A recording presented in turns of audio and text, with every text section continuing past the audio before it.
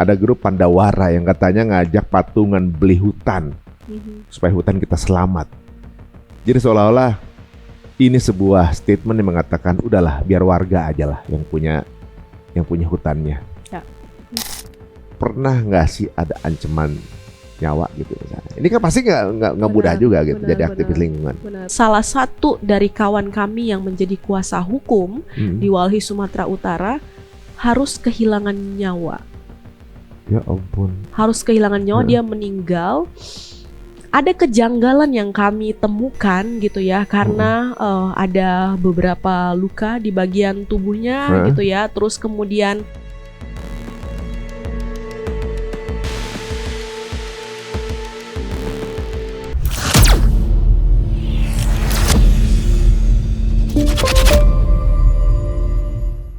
kejadian ini membuka sebuah fakta bahwa ternyata ada banyak yang sudah mengambil keuntungan di negara kita tanpa kita ketahui gitu ya. Jadi kayak lagi dipamerin sama hutannya, ini yang terjadi di dalam lu pada nggak tahu gitu ya. Benar banget. Akhirnya dibuka faktanya dengan hal yang di luar dugaan seperti ini ya.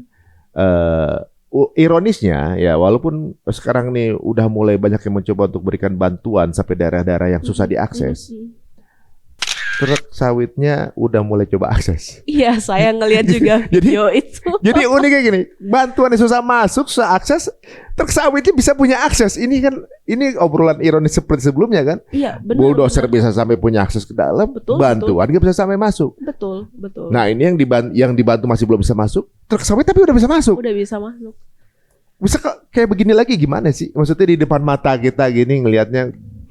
Warga atau juga semua masyarakat itu ngeliatnya kayak sesuatu yang ini selama ini kita ditunjukin hal seperti ini nggak bisa ngapa-ngapain gitu. Iya. Bahkan lumpur belum kering kan. Belum kering, dari udah rumah jalan warga itu.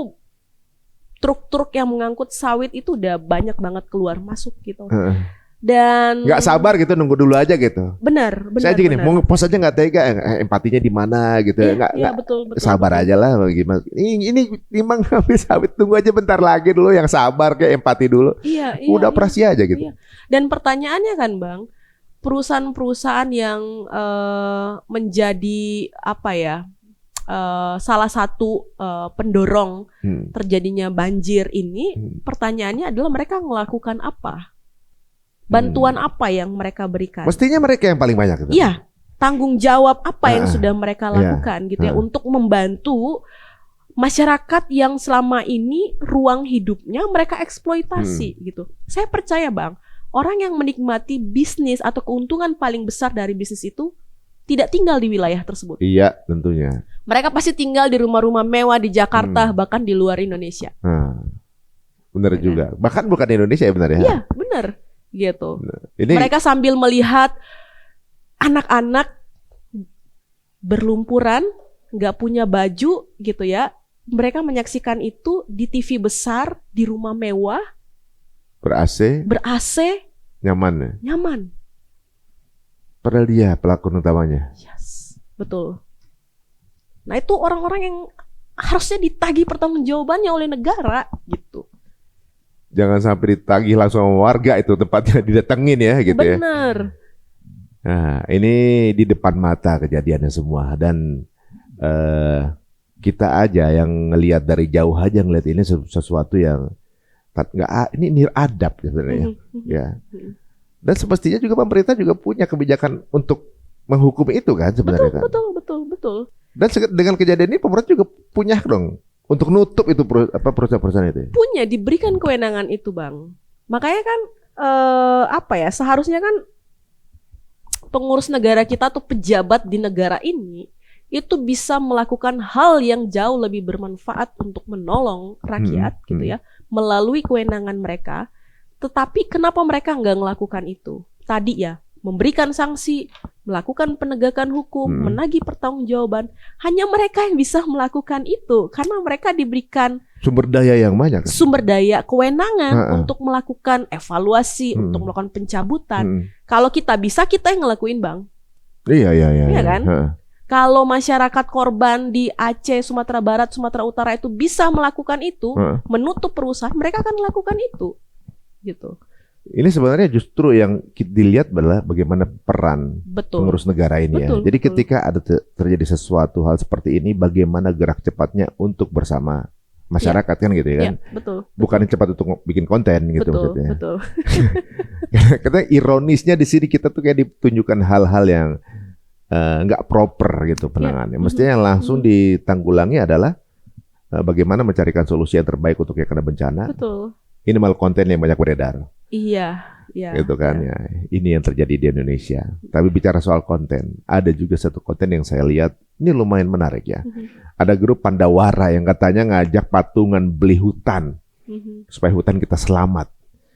Jadi seolah-olah ini sebuah statement yang mengatakan udahlah biar warga aja lah yang punya hutannya. Ya. Warga aja lah yang bisa menikmatinya, warga aja lah yang ngerawat hutannya gitu ya. Ini ironisnya adalah saya waktu kemarin ini berapa kali saya ulang waktu ada perang antara Iran Israel waktu itu kan. Terus kemudian ada pertanyaan gitu kan, kalau Indonesia terjadi peperangan kita punya Iron Dome nggak ya gitu kan? Oh kayaknya kita nggak punya deh gitu. Nah kalau negara kita dijajah gimana gitu? Kita pertahankan pakai apa? Jawabannya orang kita lihat dulu deh negara yang jajah tuh amanah nggak sama rakyatnya. Jadi seolah-olah kita udah dijajah. Seolah-olah itu satir banget. Sekarang kita juga dijajah kok gitu kan seolah gitu. Benar. Nah, ini sebuah jadi teman-teman ini banyak kreativitas yang tentunya juga membuat sindiran-sindiran ya, satir gitu ya. Entah paham atau enggak sih sebenarnya pihak-pihak terkait bahwa ayo kalau mau menunjukkan memang orang yang berkompeten ambil peran lah di sini. Ya. Sekarang kan yang berambil peran influencer pada ambil peran. Benar. Dan itu dikritik kan oleh anggota itu pun dewan dikritik, kita kan. Itu pun dikritik ya. Enggak tuh berbuat aja dikritik gitu. Benar. Mestinya mereka yang berbuat kan. Benar. Harusnya mereka tunjukin dengan perbuatan yang jauh lebih besar. Iya. Iya kan. Langsung aja berapa kayak 1 T gitu untuk benar. Menolong itu semua. Selesai itu. Iya betul. Wah, kalau sekarang berarti sebenarnya ini kan belum selesai ya sebenarnya kan. Impactnya belum selesai. Kalau terjadi lagi misalnya hal yang sama dengan curah hujan yang tinggi atau gimana, bisa keulang lagi atau enggak? Tentu bisa keulang lagi. Karena tadi infrastruktur ekologis untuk mengurangi risiko daya rusak dari banjir tadi itu hilang. Jadi kalau ibaratnya ya di sekitar kita, ketika misalnya nggak punya infrastruktur untuk menanggulangi banjir misalnya gitu ya, maka banjirnya akan datang lagi gitu. Atau misalnya infrastruktur yang lain. Nah, infrastruktur itu sebenarnya juga ada di satu landscape ekosistem, namanya hutan, infrastruktur ekologis namanya, yang untuk menahan laju air gitu ya. Terus kemudian menahan longsor dan lain sebagainya. Nah, justru infrastruktur itu yang sudah hilang. Nah, kalau infrastrukturnya hilang, maka ketika kemudian ada faktor hujan lagi, hal yang sama juga akan terjadi lagi. Jadi ini sebenarnya belum aman posisinya? Belum, nggak pernah ada kata aman selagi memang model pengurus negara kita itu dalam konteks tata kelola sumber daya alam masih sama kayak gini. Oh, jadi itu kan kayu-kayu yang turun dari hutan nih. Iya. Ya kan? Posisinya kayunya udah nggak ada nih, udah di laut nih, ya kan? Sudah terbawa lah ya. Atau mungkin stuck di perkampungan. Itu berarti gundul total tuh di atas. Ya, mungkin masih ada tegakannya, tapi kan itu kan kayu yang sudah ditebang. Ya udah ditebang kan? Ditebang terus terbawa, gitu kan. Nah, gundul nggak? Kalau hutannya udah dibukain ya pasti gundul, gitu ya. Tapi misalnya di spot-spot yang masih ada kayunya, pertanyaannya adalah apakah kayunya akan diambil lagi atau hutannya akan digundulin lagi nggak? Kalau hutannya digundulin lagi, lalu kemudian terjadi banjir lagi, ya kayu yang sama juga akan turun lagi sampai ke hilir. Gitu. Iya. Dan begitu seterusnya. Makanya saya bilang harus ada perubahan besar dan mendasar dalam konteks pengaturan atau perlindungan dan juga pengelolaan ekosistem penting kita, termasuk misalnya salah satunya adalah hutan. Gitu. Jadi ini kan kalau kita kaitkan dengan izin ya Bang tadi, izin itu kan sebenarnya fungsinya untuk pembatasan, pengetatan dan perlindungan, ya kan? Kenapa ada izin? Karena ada satu tindakan yang sebenarnya nggak boleh dilakukan. Iya. Ya kan? Oh, to the point. Masuk Bener kan? poin-poinnya. Sebenarnya Ya nggak kan? boleh Nggak ya. boleh Nggak gitu. boleh Terus ya. kita berkompromi, oke boleh deh, tapi kalian ngikutin ya prasyarat lingkungannya, Iya. ketat ya, gitu ya. Tapi kan justru itu yang nggak dilakukan. Sekarang izin itu retributif, jadi alat untuk bisa mendapatkan retribusi. Oh, ekonomi jadinya. Ya? Ekonomi gitu. Jadi ada juga pergeseran. Nah, selama izin masih ditempatkan sebagai retributif, nggak ada perubahan mendasar. Ini menarik guys. Itu. Polanya akan seperti ini terus atau enggak nih? Benar, Gitu. benar. Kalau diambil terus kemudian gak ditanamin, udah pasti akan botak lama-lama tambah habis kan gitu. Betul. Mestinya itu izinnya adalah untuk menghindari terjadi bencana, untuk melarang, malah dijadikan alat premanisnya gitu kan. Iya, itu logiknya sebenarnya. Ya, kalau dibilang udah selesai atau belum, sangat belum. Benar. Ya kan? Someday kejadian lagi pasti akan kejadian terulang. Nih repetisi aja. Benar. Nah, kalau kita lihat guys, itu pohon-pohon yang kegulung banjir itu pohonnya udah gundul, udah nggak ada kulitnya, udah rapih gitu. Bukan pohon yang ketumbang masih ada dahan-dahannya, enggak. Benar. Dan yang paling tragis adalah generasi setelah kita ya, Bang Untung. Kalau misalnya Bang Untung punya anak ya. Mungkin bisa jadi ketika dia dewasa dia nggak bisa lagi ngelihat hutan sebagaimana yang kita lihat saat ini. Atau ketika bayi dalam kandungan ibu yang sekarang sedang mengandung, itu mungkin ketika dia lahir di dunia dia akan mengalami bencana yang lebih sering lagi kalau kemudian tidak ada perubahan mendasar yang kayak tadi gitu. Jadi sebenarnya ini bukan hanya problem generasi kita saat ini, tapi itu juga jadi ancaman untuk generasi selanjutnya. Gitu. Berarti sebenarnya orang-orang generasi sekarang ini berhutang sama generasi masa depan. Bener. Apa yang dilakuin sekarang, ini ntar yang ke depan ini nggak dapat apa-apa kalau misalnya nggak dijalankan dengan baik. Ini semoga bisa menjadi pencerahan buat masyarakat yang mungkin sekarang masih secara masih banyak yang bingung, kok bisa ya kejadian banjir sebesar itu ya, yang banyak menelan korban dan kemudian kejadiannya bukan di daerah-daerah pantai dan ternyata ada sesuatu yang sedang terjadi di kesunyian, di ketinggian yang selama ini luput dari pandangan kita. Nah tadi sebelum kita syuting kita juga sempat ngobrol kan, mungkin secara logik ya, biasanya kalau tsunami itu dari laut, ini justru datangnya dari gunungnya, dari hutannya, gitu. Kalau proses teknisnya seperti apa sih itu? Oke, sebenarnya secara sederhana kan teknisnya itu begini. Jadi siklon, ya kan, siklon Senyar yang dibicarakan di awal itu kan satu siklus sebenarnya ya, siklus di alam kita gitu ya, yang pasti akan terjadi gitu, akan ada tuh siklonnya. Tetapi siklon Senyar ini adalah satu siklon yang sebenarnya hampir tidak bisa tumbuh dan berkembang di wilayah yang dilalui oleh garis khatulistiwa. Dia akan pecah di lautan, gitu. Nah, apalagi dia nggak akan sampai ke daratan, gitu ya. Kalaupun sampai dia kecil banget daya rusaknya, gitu. Karena dia membutuhkan hawa panas, gitu. Nah, tapi sekarang itu di bawah situasi krisis iklim, suhu bumi kan semakin panas nih. Air permukaan laut juga terus naik tuh ya? Tingkat kepanasannya. Dan itu yang memberikan energi kepada si bibit siklon ini, si bayi siklon ini, sehingga dia besar dan kemudian ketika dia memutar di wilayah lautan gitu ya, lalu kemudian dia memberikan stimulan ya kepada suhu di atas gitu ya, sehingga kemudian air hujan di awan itu terkumpul dengan skala yang besar gitu, dan ketika kemudian siklonnya memutar masuk ke wilayah daratan, air hujan itu turun dengan skala yang sangat besar sekali.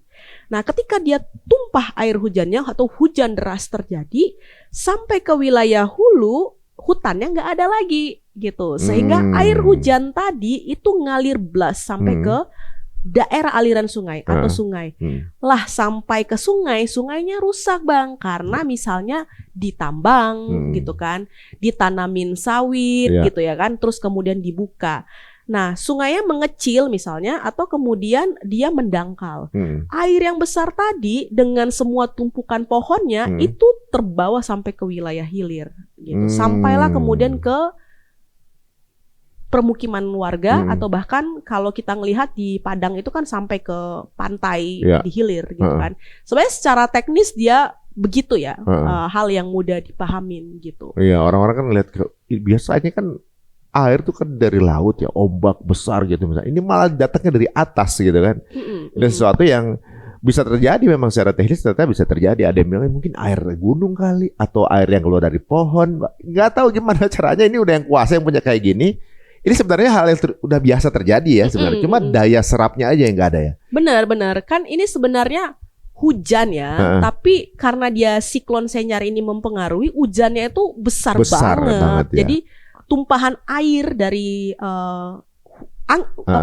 awan itu banyak banget gitu. Dan dia nggak mampu ketampung lagi tuh ketika dia sampai ke daratan, karena hutan nggak ada lagi gitu ya. Yang nyerap air nggak ada lagi. Terus sampai ke sungainya mengecil, mendangkal gitu ya. Udah ngalir lah dia sampai ke bawah dengan skala yang besar. Berarti sebenarnya ini terjadi bukan cuma di Indonesia berarti kan? Iya. Jadi terjadi di banyak negara, tapi yang parah di Indonesia. Nah, ini menunjukkan yang gundul di Indonesia. Iya, benar. Di yang negara tetangganya ini aman-aman aja gitu. Kejadian juga banjir-banjirnya misalnya gitu. Tapi tidak separah di Indonesia. Di Indonesia gitu. Pasti mungkin ada faktor penanggulangan atau mitigasi di awal tadi gitu ya. Tapi memang diinfo nggak sih bahwa akan terjadi ini sebelumnya? BMKG itu memberikan informasi itu gitu Bang. Sudah diinfo? Sudah diinfo. Jadi ada pengumuman BMKG ya beberapa hari sebelum siklon itu pecah gitu ya, masuk ke darat. Dan BMKG itu menginformasikan itu kepada pemerintah lah gitu ya, atau kemudian BNPB gitu ya. Tapi kan kemudian tidak ada upaya untuk memecah si bibit siklon itu di laut sehingga dia enggak bertumbuh gitu. Kenapa enggak ada upaya itu? Ya mungkin karena enggak ada anggaran kali ya. Karena kan ada proses teknis untuk bisa menanggulangi atau memecah bibitnya di wilayah laut supaya dia enggak sampai masuk ke daratan. Ekonomi lah gitu ya? Ekonomi lagi gitu. Ya. Faktor ekonomi yang membuat hutannya rusak, faktor ekonomi pula yang membuat tidak ada pencegahan. Benar. Nah, masyarakat yang terkena imbas ekonomi tersebut, wah, kalau sekarang ini katanya bilang lebih parah daripada tsunami. Bedanya di mana emang?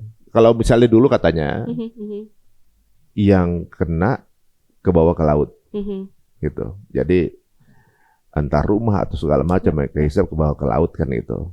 Ya, ada juga yang terdampar misalnya kan gitu. Tapi kemudian udah bawa lagi ke laut. Kalau sekarang katanya ini di jalurnya bukan dari atas, udah jadi bentuknya udah karena nggak ke bawah ke laut juga kan gitu. Betul, nggak sampai juga kan di beberapa titik ke laut gitu. Nggak nyampe gitu. Jadi selain banyak korban, porak-porandanya juga besar juga gitu. Betul.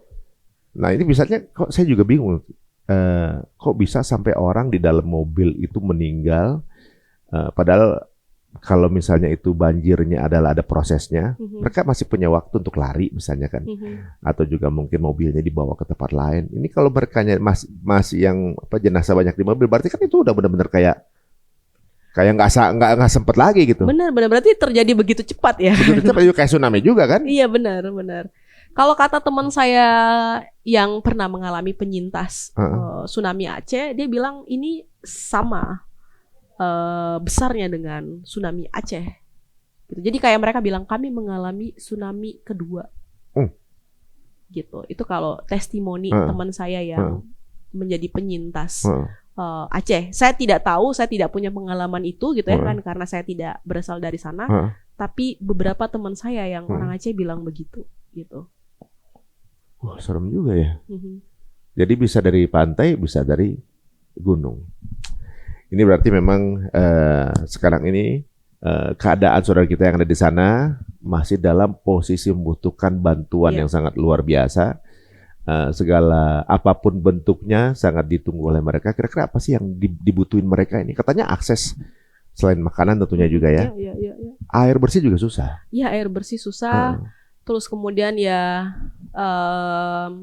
Bahan bakar susah juga, bener nggak sih itu?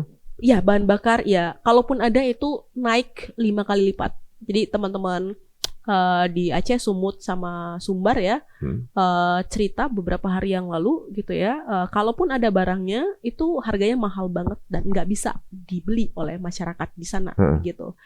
Itu satu hal. Nah, yang kedua kan kalau kita lihat beberapa video yang beredar di media sosial ya Bang ya, kan itu masih banyak keluarga yang belum menemukan anggota keluarganya gitu ya kan. Terus kemudian itu membutuhkan alat berat untuk mengeruk gitu ya. Dan pasti mereka nggak punya uang untuk nyewa alat berat kan, karena mereka harus menyewa itu gitu. Jadi memang masih banyak juga saudara-saudara kita yang belum menemukan anggota keluarganya gitu.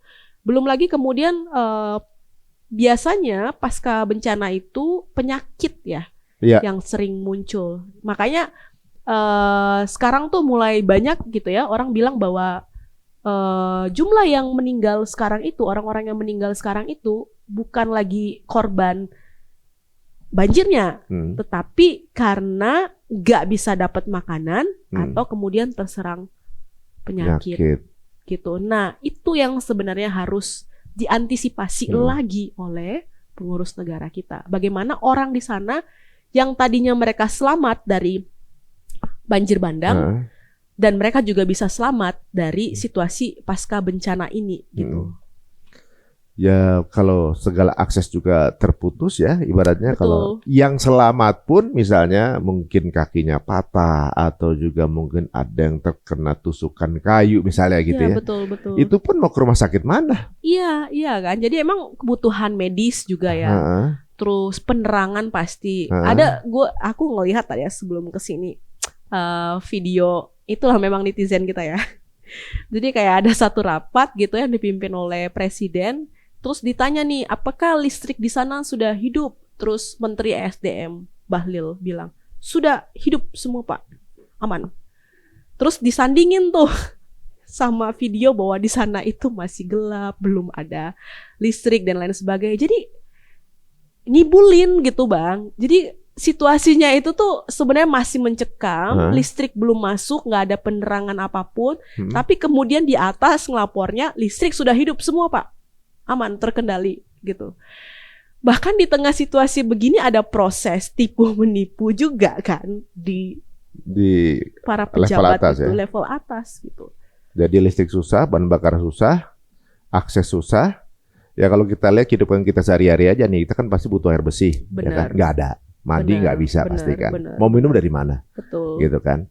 Kemudian akhirnya mungkin dapat bahan-bahan makanan misalnya. Betul. Masaknya pakai apa? Ya betul. Ya, nyucinya nggak bisa. Betul. Gitu ya. Bahkan sekarang ada beberapa teman-teman ya inisiatif donasinya itu kan perangkat masak ya, peralatan masak. Artinya memang ya itu juga masih sulit diakses kan oleh orang-orang yang misal dapur-dapur umum. Gimana mereka mau masak kalau perangkat masaknya nggak ada tadi? Masaknya pakai apa juga tapi? Nah itu juga.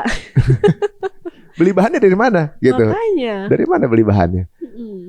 Ini benar-benar kehidupan saudara kita yang ada di sana tuh teriset total ya. Iya betul. Riset banget ya, mau makan nggak bisa, buat hidup aja dulu lah nih.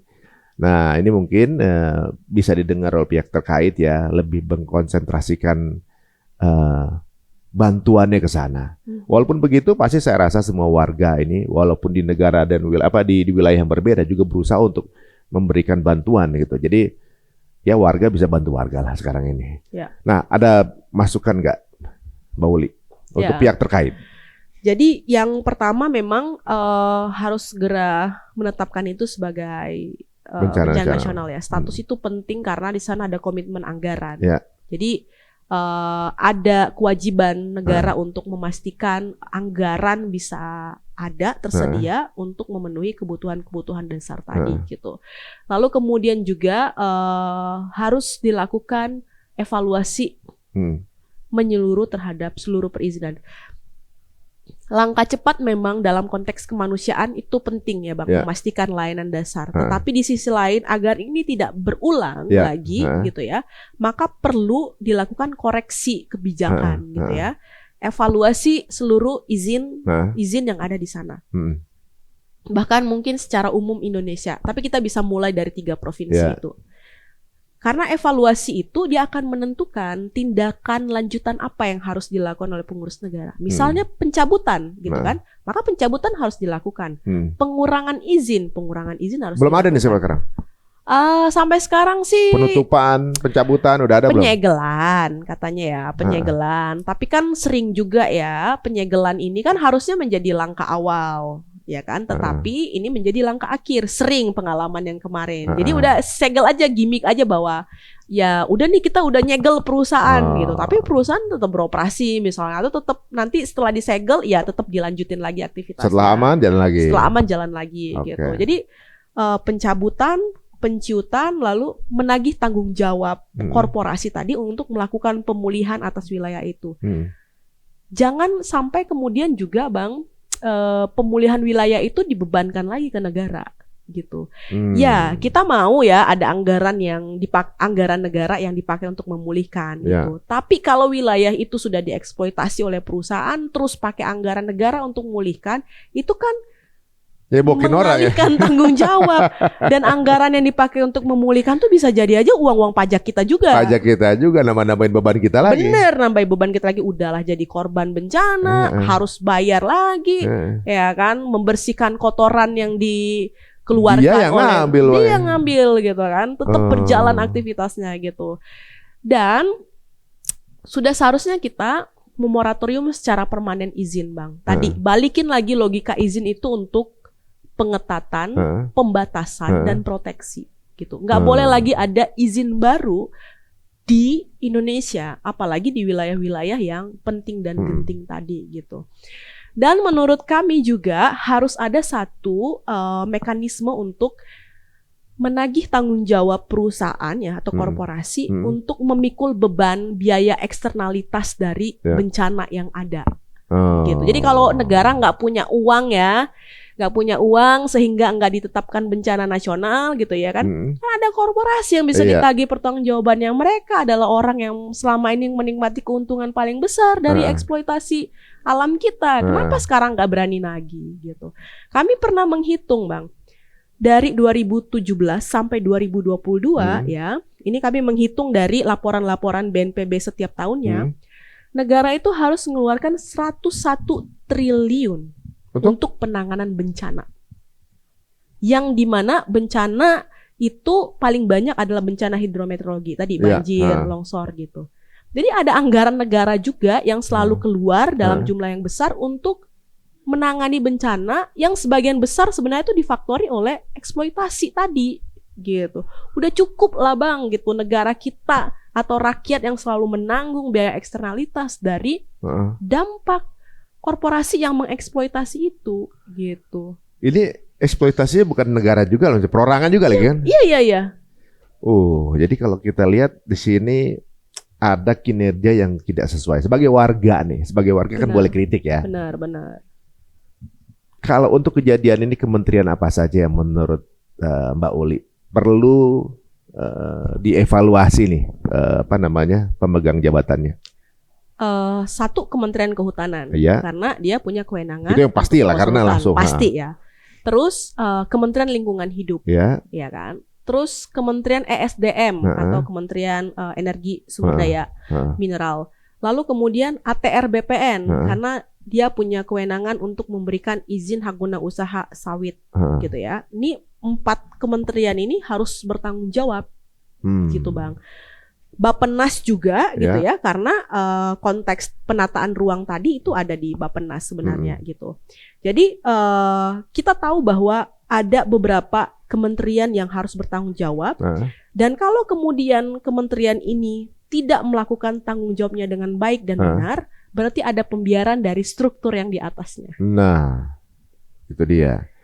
Jadi kalau kementerian ini kemudian minimal menunjukkan kepada masyarakat bahwa semua yang memberikan efek kejadian seperti ini langsung aja ada sanksi hukum, bener, ditutup, ditangkap, bukan cuma disegel tapi ditutup, berhenti operasi gitu. Kemudian hadir untuk sebagai solusi masyarakat, itu kelihatan semua tuh. Kalau nggak dilakukan itu, ya yang 4 ini has to go. Iya harusnya. Jadi kalau Prabowo tidak mengevaluasi para pembantunya ini gitu ya kan. Berarti beliaunya yang bisa kena sorot sama masyarakat. iya, karena kan bolanya ada di dia. Masa kan ini para pembantu presiden. Iya. Kalau para pembantu ini tidak menjalankan tugasnya dengan baik gitu ya kan, maka layak untuk dievaluasi ya kan, atau bahkan mungkin kemudian dicopot gitu ya. Kalau misalnya tidak dievaluasi dan tidak dicopot, artinya ada pembiaran dari presiden. Benar. Masa sih orang yang kinerjanya nggak bagus, nggak bisa nanganin ini masih dipertahankan gitu kan. Ini jadi pertanyaan besar lagi nih, kenapa nih? Nah, ya mudah-mudahan ungkapan ini membuat satu kebijakan berani lah. Benar. Untuk nutupin. Yang lagi berjalan juga nanti ada efek jera atau juga jadi nggak semena-mena juga. Bikin perizinan mau langsung eksplor di mana dipikirin dulu. Nah, sebelum kita tutup nih Mani, ini kan dari tadi kita ngomongin bahwa awal dari bencana ini adalah ekonomi kan. Ini dan berkaitan dengan ekonomi nggak kecil nih. Ekonomi yang besar lah, besar banget. Yang sampai kemudian mungkin bisa ngidupin satu negara lain gitu kan. Menjadi seorang aktivis lingkungan ini kan yang mengkritisi, mengamati dari para pelaku-pelaku ekonomi besar tersebut. Kan sebenarnya berarti taruhannya nyawa juga dong. Iya, betul. Kalau ibaratnya lagi datengin ini lagi penting banget, harus mau deal nih, nilainya besar. Tiba-tiba aktivis ini nggak bolehin karena begini. Udah tinggal mau deal, bisa aja nggak jadi gara-gara ini vokal gitu. Iya. Pernah nggak sih ada ancaman nyawa gitu misalnya? Ini kan pasti nggak mudah juga gitu jadi aktivis lingkungan. Benar. Jadi ada beberapa kejadian memang bukan hanya ancaman ya, bahkan sampai peristiwa satu kawan kami meninggal gitu. Dan sekarang yang terbaru meninggal? Iya, meninggal. Dan ini erat kaitannya dengan bencana yang terjadi di Sumatera Utara. Jadi kan banjir yang terjadi di Sumatera Utara itu kan di landscape Batang Toru ya. Nah, pada 2017 kami mulai mengadvokasi secara intensif gitu ya. Satu perusahaan pemegang izin PLTA, pembangkit listrik tenaga air, izin yang diberikan untuk membangun ini pernah kami gugat. Secara spesifik sebenarnya izin lingkungan yang diberikan oleh gubernur gitu Sumatera Utara pada waktu itu. 2018 kami menggugat izin lingkungan PT NSHE, North Sumatra Hydro Energy, yang juga dalam catatan Wali Sumatera Utara dia menjadi satu dari 7 perusahaan yang berkontribusi terhadap banjir di Sumatera Utara saat ini. Nah, 2018 kami gugat izin lingkungannya karena bagi kami ketika mereka mendapatkan izin lingkungan itu dan mereka beraktivitas, itu akan memberikan kerusakan lingkungan dan akan berdampak pada bencana ekologis dan juga hilangnya habitat orang utan yang ada di sana. Tapi 2019 kami mendapatkan kabar buruk. Gugatan kami ditolak karena menurut hakim argumentasi kami terkait dengan dampak lingkungan tuh nggak akan terjadi. Ditolak. Dan salah satu dari kawan kami yang menjadi kuasa hukum di Walhi Sumatera Utara harus kehilangan nyawa. Ya ampun. Harus kehilangan nyawa, dia meninggal. Ada kejanggalan yang kami temukan gitu ya, karena ada beberapa luka di bagian tubuhnya gitu ya. Terus kemudian pada saat itu seolah-olah ada skenario yang yang mendesain bahwa kawan kami Goldfried itu meninggal karena kecelakaan. Jadi dia ditemukan terbaring di sebelah motornya gitu ya, di satu kawasan di Sumatera Utara, saya lupa namanya di kota itu. Terus dia kemudian diungkap ya oleh polisi, katanya itu kecelakaan gitu. Tapi kami menemukan kejanggalan, dan kejanggalan itu berkaitan dengan proses advokasi yang tengah dia lakukan dan Walhi lakukan di sana gitu. Kami mengajukan laporan ya kepada polisi untuk mengungkap itu lebih lanjut. Tetapi seingat saya kasusnya stagnan ya, dan tidak sampai pada mengungkap bahwa kematian kawan kami Goldfried itu bukan karena kecelakaan murni, tapi karena ada intervensi-intervensi lain gitu. Dan itu berkaitan dengan kerja-kerja advokasi yang dilakukan. Itu kami kehilangan kawan kami Heeh. saat mengadvokasi Batang Toru, yang sekarang wilayah Batang Toru itu menjadi wilayah banjir besar di Sumatera Utara. Berarti sudah lama.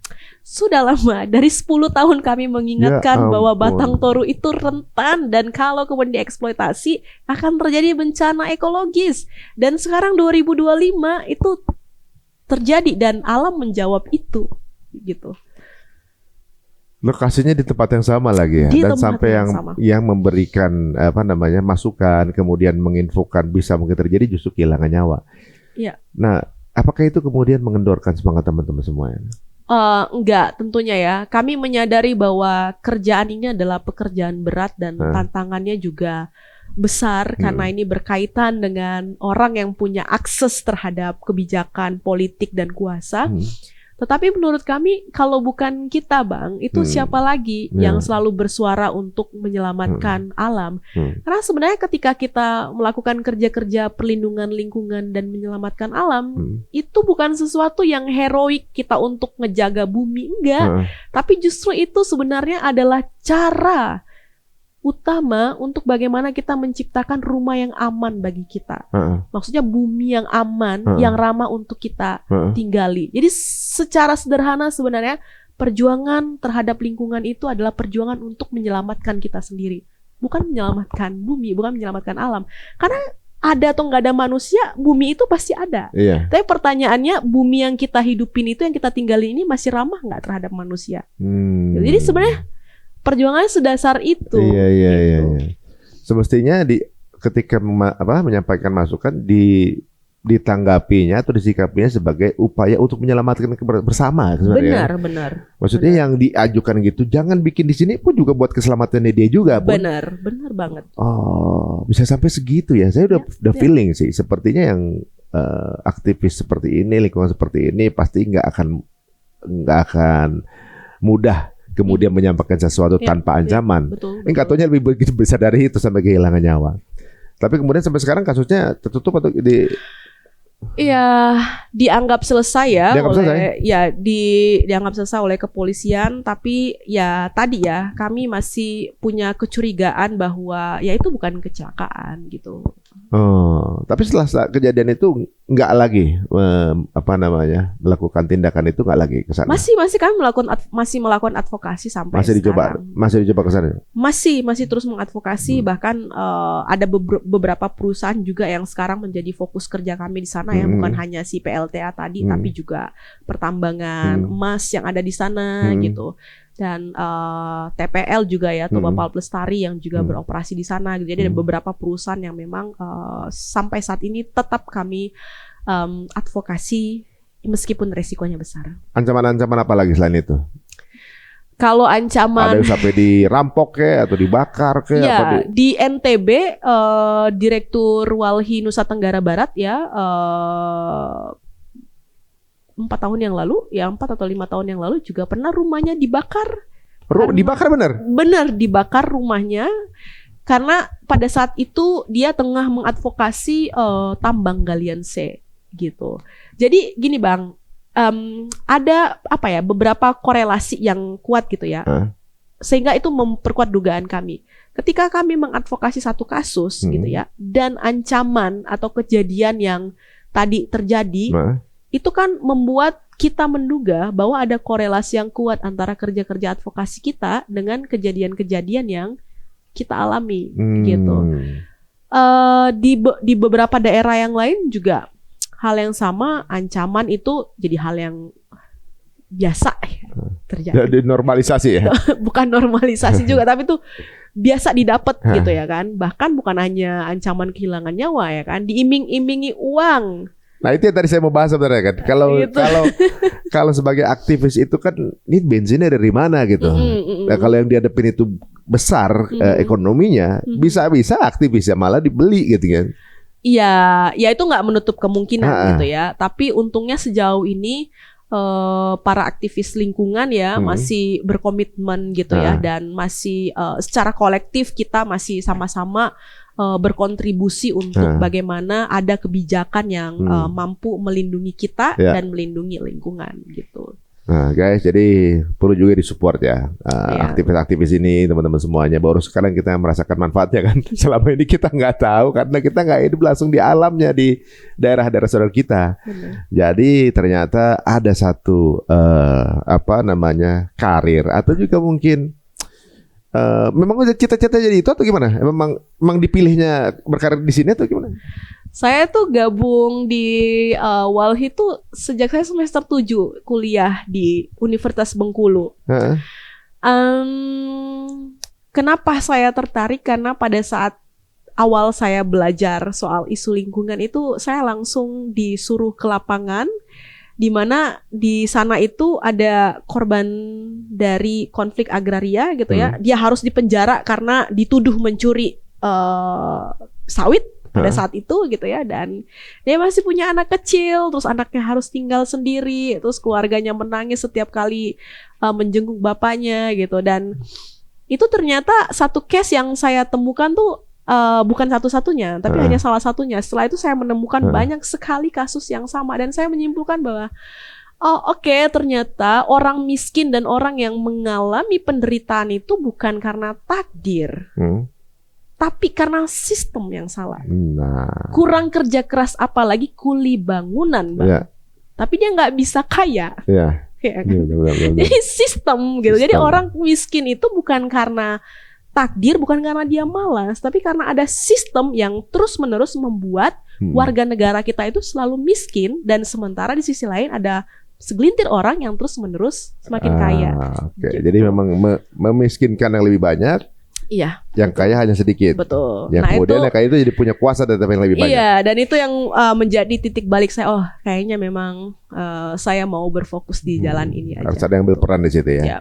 Ironis memang kisah tadi, misalnya benar terjadi itu seorang ibu harus mencuri sawit karena kebutuhan Ya. ekonominya di lahan di tempat kehidupan dia, Benar. gitu. Padahal yang sebenarnya mencuri adalah yang mengambil sawit tersebut, Benar. yang membuat sawit tersebut. Tapi yang dihukum adalah ibu ini. Nah sekarang kita lihat, ini waktunya pengurus negara kita menghukum si para pemilik-pemilik tempat alih fungsi hutan ini untuk kepentingan pribadinya tanpa atau kata-katanya tuh tanpa mengindahkan hal-hal yang semestinya benar atau proper dilakukan untuk keamanan bersama. Waduh, Mbak, ini kayaknya kita akan berkali-kali nih. Kalau masih belum selesai, kita akan undang lagi nih kayak Mbak Uli nih. Detail banget nih semua ya. Ibaratnya kita dapat informasi gemuk. Saya yang mungkin secara informasi keilmuan di kehutanan sangat minim sekali, akhirnya teredukasi juga bahwa ini adalah bukan sesuatu yang datang semena-mena semata-mata dari alam ya ternyata. Ini sebuah proses ekonomi yang kemudian menghasilkan sebuah bencana yang sekarang ini sedang dirasakan sebagai cobaan di saudara kita yang ada di Sumatera. Insya Allah minggu depan saya akan hadir ke sana teman-teman semua. Ya. Apa yang bisa kita support ya, walaupun mungkin nggak seberapa, tapi kita ngerasa bahwa inilah waktunya kita hadir untuk sama-sama sebagai masyarakat. Terima kasih Mbak Oli waktunya. Ya, sama-sama. Ya. Bang. Kalau kita lihat sekarang ini hutan kita hancur selama berapa puluh tahun belakangan ini, dibutuhkan sekarang seorang sarjana kehutanan yang asli ya untuk mengembalikan itu semua. Sampai ketemu lagi di episode berikut dari Cerita Untung. Assalamualaikum warahmatullahi wabarakatuh. Waalaikumsalam.